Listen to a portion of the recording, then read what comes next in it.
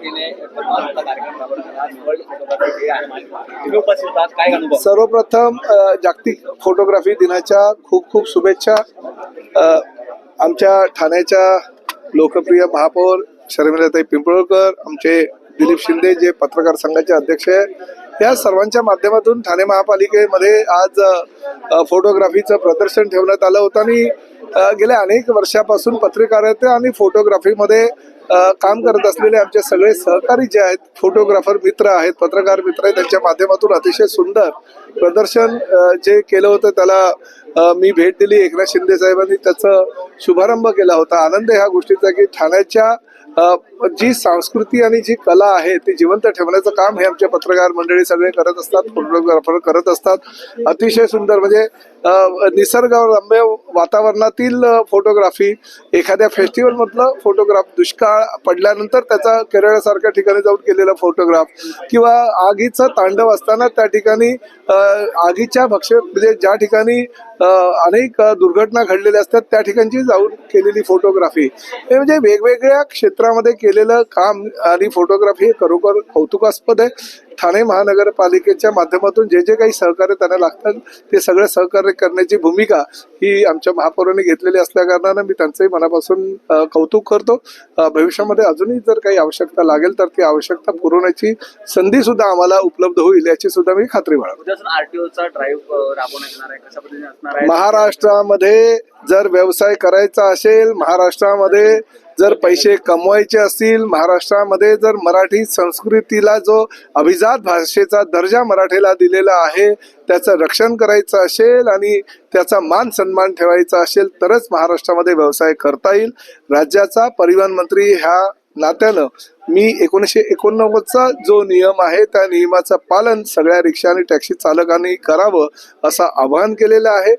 पूर्वी 1 मे म्हणजे महाराष्ट्र दिन ते स्वातंत्र्य दिन असा 105 दिवसाचा उपक्रम कोकण मराठी साहित्य परिषद आणि मुंबई मराठी साहित्य ग्रंथाच्या संघाच्या माध्यमातून राबवला होता. त्याला प्रचंड प्रतिसाद मिळाला. 1,65,600 रिक्षा आणि टॅक्सी ड्रायव्हरनी त्यात प्रशिक्षण घेतलं. तो उपक्रम पुढेही हिंदू हृदय सम्राट बाळासाहेब ठाकरे यांच्या नावानं तो अभियान चालू ठेवावं अशा सूचना आमचे नेते एकनाथ शिंदे साहेबांनी मला दिलेल्या आहेत आणि मराठी भाषा मंत्री उदय सामंत यांनी त्या माध्यमातून कारवाई करण्याच्या सूचना सुद्धा त्यांच्या विभागाला दिलेल्या आहेत. त्यामुळे तो उपक्रम चालूच राहील.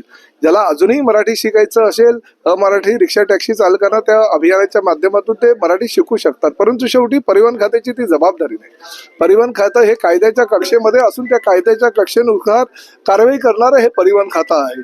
आमच्या डिपार्टमेंटच्या सगळ्या आरटीओना सूचना दिलेल्या आहेत. राज्यामध्ये ज्या ज्या अमराठी लोकांना मराठीचं ज्ञान नसेल, उद्यापासून आमचे आरटीओचे अधिकारी त्याची मौखिक चाचणी करतील, तपासणी करतील. त्यांना जर मराठी येत असेल तर सोन्याहून पिवळं. आम्हाला आनंद आहे त्या गोष्टीचा. कोणाच्या रोजीरोटी हिसकून घ्यायची ही भूमिका शिवसेनेची नाही आणि महायुती सरकारची तर नाहीच नाही. आणि त्या माध्यमातून मुंबई, ठाणं हे आम्ही देशातील विविध राज्यातून आलेल्या लोकांना आवाहन करतो, तुम्ही या, इकडे व्यवसाय करा, इकडे तुम्ही चांगल्या प्रकारे पैसे कमवा, परंतु ह्या मराठीचा मान सन्मान ठेवलाच पाहिजे. मराठी संस्कृतीचं तुमचं नातं जुळलंच पाहिजे आणि त्यासाठी जे जुजबी मराठीचं ज्ञान आहे ते तुम्हाला आलंच पाहिजे. उद्यापासून आमचे आरटीओचे अधिकारी राज्यातील विविध ठिकाणी ज्यांना अमराठी रिक्षा टॅक्सी चालक असतील त्यांना जर मराठी येत नसेल तर नोटीस देतील. 1 महिन्याची नोटीस देत असताना जर त्यांनी मराठी शिकलं नाही तर निश्चितपणे त्यांना जे लायसन आहे ते 3 महिन्याकरता निलंबित करण्यात येईल आणि जर 3 महिन्यामध्ये जर ते शिकले नाही तर पूर्णतः त्यांचं लायसन्स रद्द करण्यात येईल, त्यांचा बॅच रद्द करण्यात येईल. अशी भूमिका किंवा असा कायदा परिवहन विभागानं 12 ऑगस्ट 2026 रोजी केलेला असल्या कारणानं त्यानुसार कारवाई होईल. आजही आमचं हेच म्हणणं आहे, आजही आमचं हेच आव्हान आहे. कुणाचीही रोजीरोटी आम्हाला हिसकायची नाही, पण महाराष्ट्रामध्ये जर राहायचं असेल तर मराठी अनिवार्य आहे. मराठीशिवाय पर्याय नाही. सुप्रीम कोर्टात सुनावणी सुरू आहे. कपिल सिब्बलांनी मागणी केलेली आहे की पक्षचिन्ह आणि पक्षाचं नाव आहे ते कपिल सिब्बल गेल्या 5-7 जे तारखा सुप्रीम कोर्टामध्ये चालू आहे तेच ते बोलतायत. सर्वसामान्य जनतेनं एकनाथ शिंदे साहेब हेच शिवसेनेचे प्रमुख आहेत. हे शिवसेनेचे धनुष्यबाण ज्यांना दिलेले आहेत तेच प्रमुख आहेत. आणि फक्त कोर्टानं नव्हे, फक्त निवडणूक आयोगानं नव्हे तर सर्वसामान्य जनतेने सुद्धा 2024 साली झालेल्या विधानसभेच्या निवडणुकीमध्ये, 2025-26 साली झालेल्या महापालिकेच्या आणि जिल्हा परिषद पंचायत समितीच्या निवडणुकीमध्ये दाखवून दिलेलं आहे.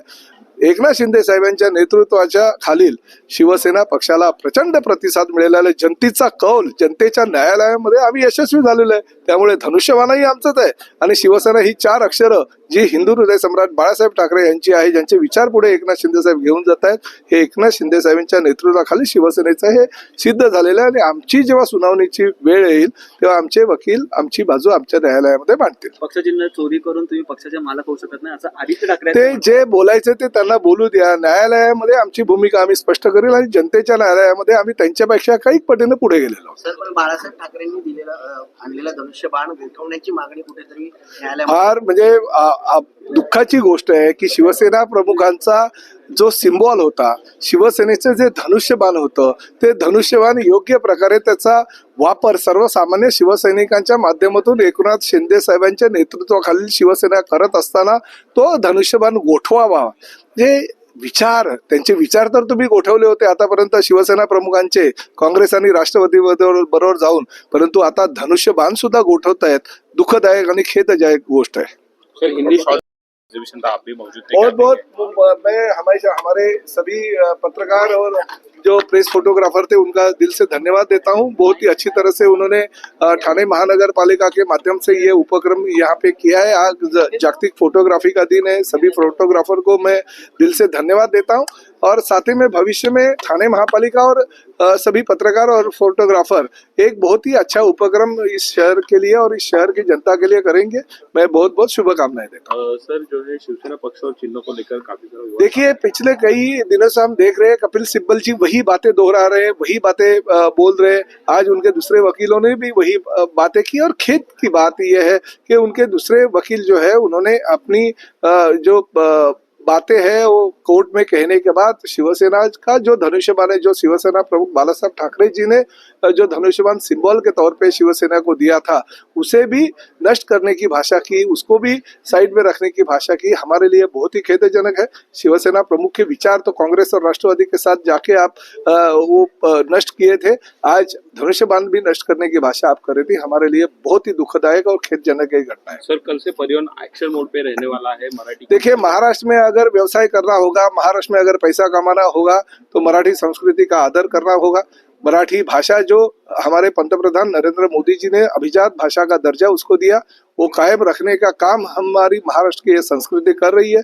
अलग अलग राज्यों में, जैसे आप अलग अलग राज्यों में जाएगी, उनकी पारंपरिक जो भाषा है वो भाषा आगे लेके जाने का काम वहाँ के लोक प्रतिनिधि, वहाँ के पार्टी के लोग करते हैं।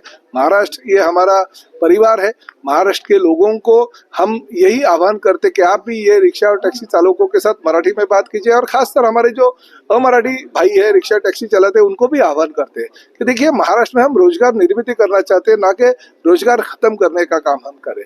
हम आज भी यही आपको करते हैं, आइए हमारे महाराष्ट्र में व्यवसाय कीजिए, कामकाज कीजिए, महाराष्ट्र को आगे लेके जाइए और आप भी आगे जाइए। अगर मराठी भाषा का अभिमान जैसा हमको है, आपको भी उतना अभिमान होना चाहिए। महाराष्ट्र की मराठी जो संस्कृति है आके लेके जाने का काम अगर हम करते हैं तो हमारे साथ मिलिए, जुड़िए, अपना कामकाज कीजिए और आगे बढ़िए।